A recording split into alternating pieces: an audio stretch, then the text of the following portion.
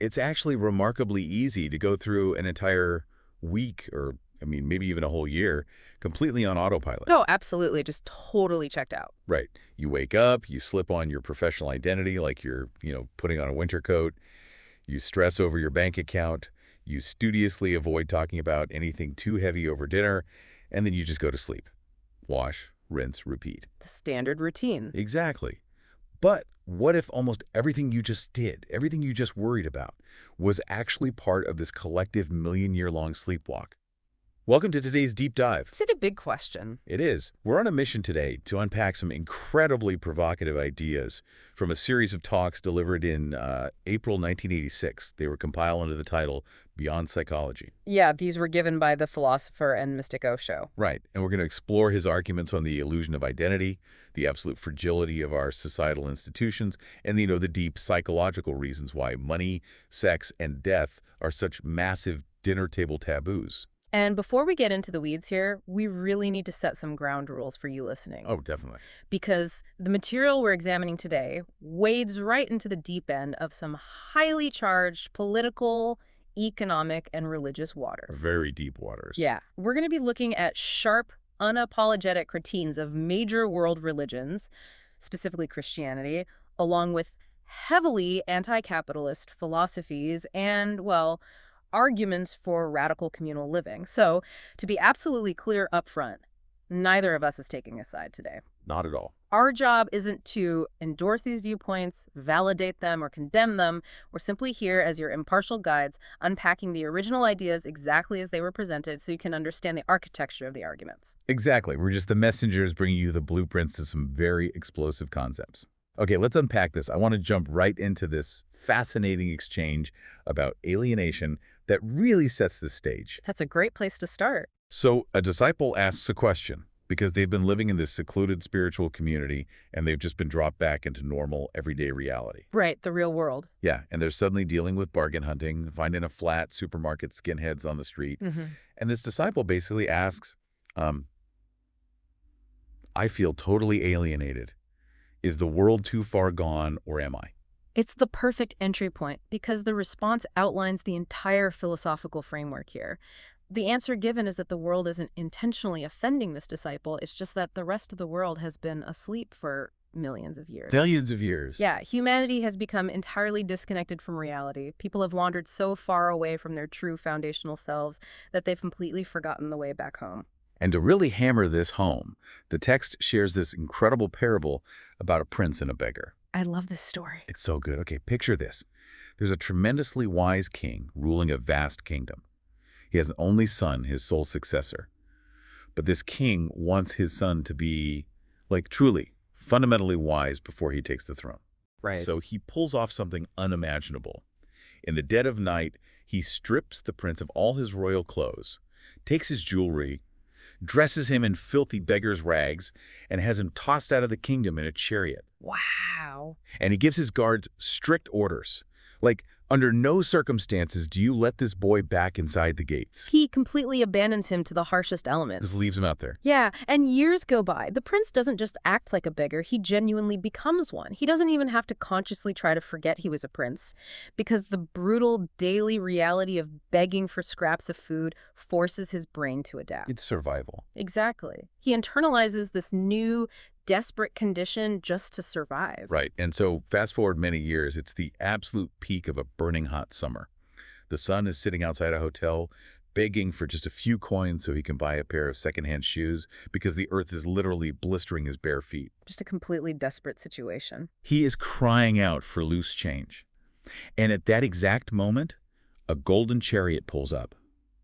A royal messenger steps out and announces, "Your father is dying. He wants you back immediately to be his successor." And instantly, everything shifts. In a split second, the beggar vanishes.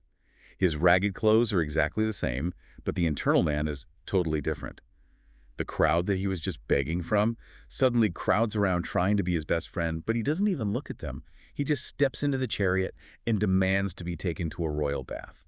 And this is where the philosophical payoff happens. When he finally stands before his dying father, he asks the obvious, agonizing question. Right. Why do this to me? Exactly. He says, "Why did you make me suffer in the dirt for so many years? If you hadn't called me back right now, I would have died a beggar, completely forgetting I was ever royal." It's a fair question. It really is. And the king's answer is the core lesson of this entire philosophy. He tells his son that he needed to experience the absolute extremes of human existence, the beggar and the king, because everybody else exists somewhere in the muddy middle. He says he forced him to forget his royalty so he could learn in his bones that being a prince or a beggar are just external identities given by society. They're just sticky labels. Exactly. True wisdom comes from the realization that you are not what the world thinks of you. You aren't your external appearance or, your job title or your societal rank. Right. You are a deeply hidden, eternal, unchangeable self beneath all those extremes. Because if an identity can be snapped away in a split second by a golden chariot, it was never the real you to begin with. Okay, I love the poetry of that. But what does this actually mean for us? Like, think about your own life, you listening to this. If you lose your job tomorrow, do you lose yourself? That's the real test. Right. Reading this parable, it sounds like we've all been wearing a VR headset for so long that we genuinely think we're the video game character. But is it really as easy as snapping your fingers and taking the headset off just because a chariot rolls up? Well, I mean, the psychology of breaking out of a lifelong identity seems infinitely more complicated than a split-second realization. and the source text would actually agree with you that it's complicated, but maybe not for the reason you think. Taking off that VR headset is incredibly difficult because societal institutions actively fight to keep it strapped to your face. Oh, that's such a good point. When you try to wake people up from their societal roles, you're directly assaulting their ego, and they feel deeply disturbed. They react with visceral anger. Which perfectly explains that wild story about the trip to Greece. I mean, if we're talking about institutions fighting to keep the headset on, this anecdote is the ultimate example. It really is unbelievable. So Osho takes a 4-week tourist trip to Greece. Now, Greece is a country anchored by thousands of years of history. The Greek Orthodox Church is the oldest church in the world, predating the Vatican. Very deeply entrenched. It's literally the place where Jesus' teachings were first translated to Greek, which is where the words Christ and Christian actually originate. You would assume an institution with roots that deep would be completely unshakable. You would assume that, yes. But the reality was that the Greek Orthodox Church went into an absolute state of panic over the arrival of this single philosophizing tourist. Panic doesn't even cover it. The archbishop literally threatened to have his house burned down. Wait, burned down? Yes, he publicly demanded he be stoned if the government didn't deport him immediately. The archbishop was firing off frantic telegrams to the president and the prime minister, claiming that this guy on a 4-week vacation was a demon sent directly from hell. A demon over a vacation. A demon. To destroy their morality, their family structures, and their 2,000-year-old traditions. What's brilliant about the analysis of this is how it dissects that extreme reaction. The text points out a fundamental psychological truth, which is that truth is the greatest offender. Ooh, that's powerful. You're rarely offended by obvious lies. If someone tells a ridiculous lie about you, you just brush it off because it holds no weight. But if someone exposes a truth you've been desperately hiding, you feel outraged. You get defensive. Exactly. The argument is that if a 2,000-year-old tradition can supposedly be destroyed by a tourist in 4 weeks, then that tradition is fundamentally phony. It's entirely based on pretense. Right. Realities cannot be destroyed. Only pretensions can be shattered that easily. This is where my mind was completely blown. This is like a massive, supposedly impenetrable fortress calling for a national state of emergency because one guy walked up to the gates holding a single toothpick. A toothpick. Yeah. If you are that terrified of the toothpick, what does that say about your walls? It says your walls are made of wet paper. Oh, dear. If the institution was actually grounded in undeniable truth, it wouldn't need to threaten arson and stonings to protect itself from a guy giving lectures. Think about the fortresses in your own life, your career, your belief systems. If a passing comment from a stranger sends you into a panic, are your walls made of stone or paper? That's a brilliant way to frame it. The argument here is that these institutions have merely managed to condition people into believing they have morality. But it's a fragile, artificial conditioning. Right. And if we follow that logic to its natural conclusion, religion isn't the only paper fortress being torn down here. If we're examining the phony structures that keep people asleep, The text argues that the largest, most pervasive structure of all is our global economic system. We have to talk about money. The source goes incredibly deep into the psychology of wealth, and it's a pretty grim diagnosis. Very grim. It basically posits a trap. If you don't have money, you're condemned to a life of suffering that feels like a curse. But if you do accumulate wealth, it doesn't actually solve your internal problems. It just breeds this inescapable, suffocating guilt. The text is completely unapologetic about this. It argues that in our current system, immense wealth is almost always accumulated through some form of exploitation. Yeah. It uses visceral language, calling it sucking the blood of people and acting as a parasite. So when you finally get the mansion and the bank account, it just sits there as a constant psychological reminder of the inhuman methods required to acquire it. The ultimate burden. Yeah, the ultimate burden of wealth is crushing guilt. And to illustrate this guilt, there's this really fascinating mention of Alfred Nobel. Now, I have to pause here because there's a rather fuzzy historical claim made, linking Nobel's fortune directly to the First World War. Ah, right, the timeline issue. Right. It claims Nobel sold bombs to both sides during WWI. Now, anyone who knows their history knows WWI started in 1914, and Alfred Nobel actually died in 1896, so the timelines definitely don't match up. A bit of an anachronism. Yeah, but even with that historical error, the psychological metaphor being made about war profiteering is incredibly potent. Nobel did invent dynamite and a massive fortune from weapons manufacturing. He certainly did. And out of the immense guilt of creating this blood money, he established the Nobel Prize in his old age. The text highlights the dark irony that a prize for global peace is funded entirely by the interest generated from the machinery of death. It's a striking paradox, regardless of the exact dates. And to build on that psychology of guilt, the text connects it directly to Sigmund Freud's theories, using the biblical story of Pontius Pilate. Oh, this was so interesting. When Pilate orders the crucifixion of Jesus, what is the very first thing he does? He washes his hands. Ordering an execution doesn't literally make your hands dirty, so why the physical washing? Right, why do that? Freud identified this specific behavior-compulsive hand-washing as a subconscious symptom of extreme guilt. It's a symbolic, desperate attempt to wash away blood. Wait, so Pilate washing his hands wasn't just, like, theatrical. It's a recognized psychological reflex. Precisely. And the argument here is that modern billionaire philanthropy is just societal hand-washing. People who hoard vast wealth build hospitals, schools, and charitable foundations not out of some genuine spiritual awakening, but simply to keep themselves from going mad with guilt. Wow, so if modern capitalism is just a cycle of exploitation followed by guilt washing, what is the alternative? Does the text actually offer a functional solution or just a critique? It proposes what it calls basic communism, but very specifically at the localized communal level, not state-run. Okay, interesting.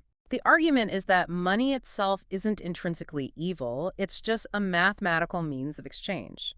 Poison is individual ownership. The solution proposed is that money and property should be owned entirely by the commune.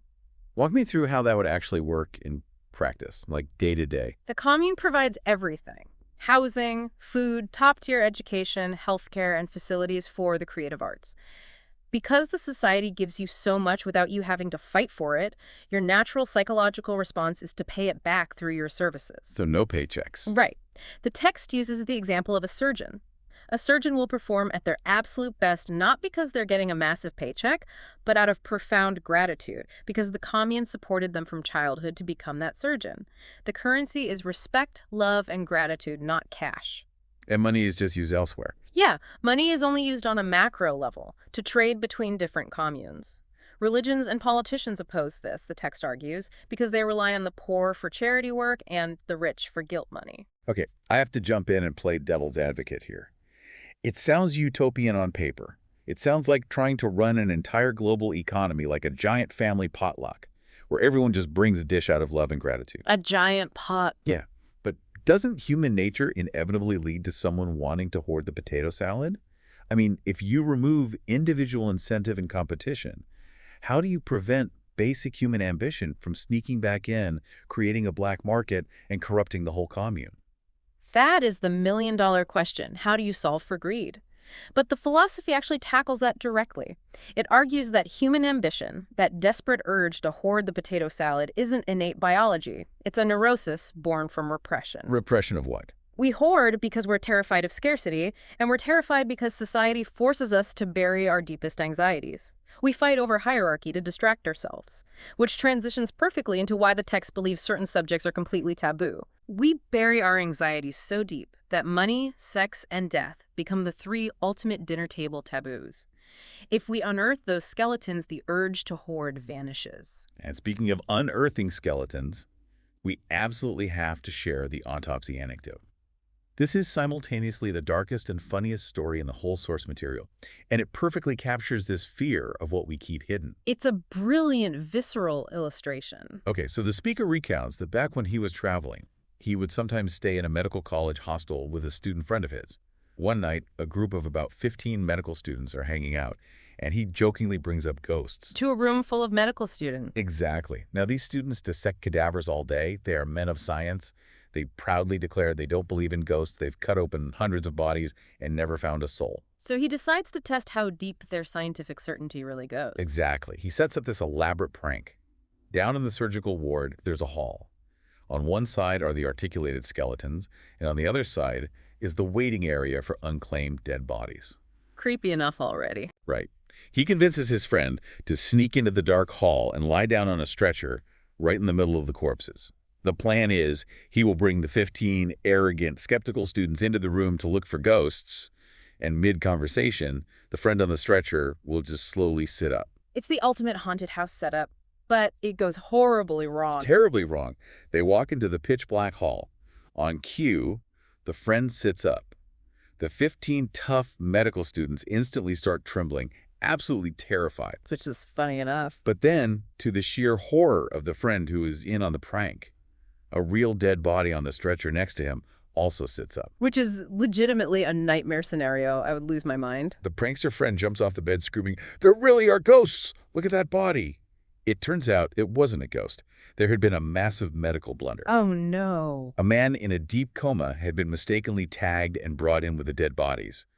When he heard 15 students screaming in the dark, he snapped out of his coma, thought it was morning, and sat up to ask what was going on. That is wild. The students sprint out, lock the heavy doors, and the poor coma guy is inside banging on the glass yelling, "Wait, I am alive, why am I in here?" The prankster friend later confessed, "If that guy had sat up before you guys walked in, I would have died of a heart attack on the spot." It's a hilarious, darkly comedic story, but it's used as a profound metaphor. We are fundamentally terrified of the dark, and we are terrified of digging up our own psychological skeletons. And the three biggest skeletons sitting in the dark of our subconscious are death, sex, and money. If we're going to talk about digging up psychological skeletons, the ultimate skeleton, the one that makes all the others seem trivial, is mortality. Why do we repress death so much? Because it's the ultimate loss of control. The text argues that we obsess over daily trivia, who said what at the office, our social media status, the daily grind, as a psychological curtain. A curtain. Yeah, it keeps our brains so frantically engaged that we don't have a spare second to look at the terrifying reality of our own expiration date. We operate on this bizarre delusion that everybody else is going to die, but somehow we're the exception. But the source material has a very mechanical, almost reassuring view of death, doesn't it? It doesn't frame it as a tragic end. Not at all. It posits that death is simply a deeper form of sleep. Think about it. Daily sleep rejuvenates your body for the next 24 hours. But eventually, the biological machine gets too worn out to be recharged by 8 hours of ordinary sleep. It needs a factory reset. Exactly. It requires a drastic, total reset. Death, in this view, is just an extended sleep that allows your eternal life energy to seamlessly transfer into a new form, a fresh vessel. It mentions an insane man who was brought in for counseling because this man absolutely refused to go to sleep at night. He would fight to stay awake, terrified, demanding a guarantee that he would wake up in the morning. Right, because he had no proof. Yeah, he had seen dead people being carried away, and to him, they just looked like they were sleeping. He refused to take the risk. And the point made here is that this man's paranoia about sleep is exactly how most of humanity subconsciously treats death. We fight it, we fear it, we refuse to accept it as a natural mechanism of the totality of life. The argument is that if you accept your mortality completely, the trivia of life evaporates, leaving behind tremendous silence and clarity. So if death is the ultimate fear of the end, then sex must be the ultimate fear of vulnerability. How does he connect that to societal conditioning? He argues we repress sex and make it taboo because it's historically entangled with bitter experiences, jealousies, and a sense of failure. Okay, that makes sense. He calls societal norms like monogamy and fidelity old nonsense that has been poured into our minds to control us. He views sex as a natural biological game and argues that if you truly love someone, your ego shouldn't dictate their actions. You should be happy if they are happy, even if it's with someone else. He uses the analogy of playing tennis. He says, you play tennis. That does not mean your whole life you have to play tennis with the same partner. But, I mean, I really have to push back You here. go for it. Playing a game of tennis is vastly different from complex human emotional bonding. Losing a tennis match doesn't usually result in a broken heart. Can human beings really just decouple deep intimacy from attachment by deciding it's just a sport? You're right to push back, and it's a highly controversial stance, but the counter-argument would be that the broken heart you're talking about isn't actually love, it's wounded ego and possessiveness. It is demanding we unlearn thousands of years of biological and cultural programming. It posits that our current distress around sex is entirely a product of treating human beings like property. If we unlearn the conditioning of ownership, the taboo and the jealousy vanishes. Which brings us back to the final taboo, money.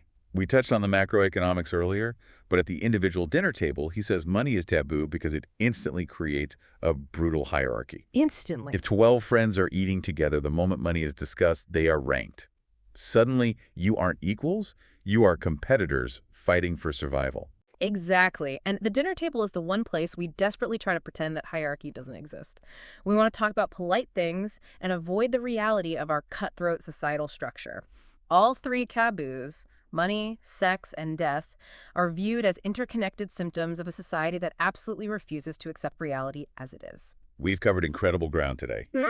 From princes forced to live as beggars, to an archbishop losing his mind over a tourist with a toothpick, to the guilt-washing of billionaires and waking up next to a coma patient in a dark morgue. It's been quite a journey, and if we synthesize all of this, the core takeaway for you, the listener, is an invitation to examine your own sleep. Yeah. Look at the structures of your daily life and ask yourself, are you wearing the identity of the prince, or are you convinced you are the beggar? Are your core beliefs grounded in truth, or are they fragile paper fortresses? That's a great question. Are you using the trivia of everyday life as a curtain to avoid facing the reality of your own mortality? It's a massive amount to chew on. And, regardless of where you stand on his radical solutions for communes or relationships, you have to admit, the source material does a masterful job of holding up a mirror to the weird, deeply hypocritical ways we structure our society. It really forces you to think. It does. Thank you for joining us on this deep dive into some intensely provocative waters. We hope it gave you some genuine aha moments to think about on your commute. It's all about questioning the foundational assumptions we take for granted every single day. Absolutely. And I want to leave you with one final thought to mull over, building on that opening parable of the prince. The source tells us that wisdom is waking up, stepping into the golden chariot, and remembering that we are the eternal prince, not the beggar. Right. But imagine if tomorrow, every single person on earth simultaneously woke up, dropped their societal identity, and remembered their royal, eternal nature. In a world of 8 billion enlightened princes who sweeps the streets in the Golden City,